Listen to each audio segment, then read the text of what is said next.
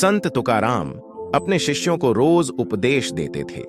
शिष्यों के साथ ही आसपास के गांवों के लोग भी उनके घर प्रवचन सुनने आते थे।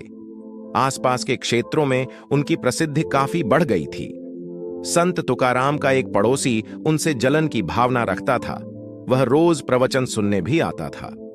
पड़ोसी संत तुकाराम को नीचा दिखाने का मौका खोजता रहता था। एक दिन संत तुकाराम की भैंस उस पड़ोसी के खेत में चली गई और भैंस की वजह से पड़ोसी की बहुत सारी फसल खराब हो गई। इससे पड़ोसी को बहुत गुस्सा आ गया। वह गुस्से में संत तुकाराम के घर गया और गालियां देने लगे। जब तुकाराम ने गालियों का जवाब नहीं दिया तो उसे और ज्यादा गुस्सा आया।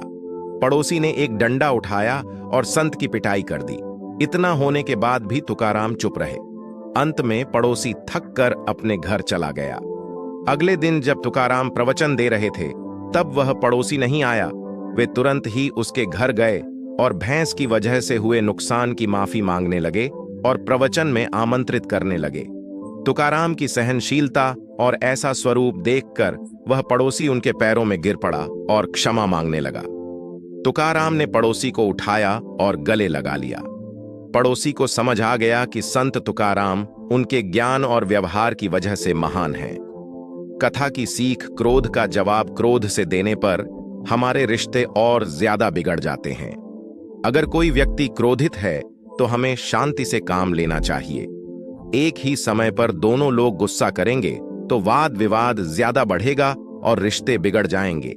इसीलिए गुस्से का जवाब गुस्से से न दें।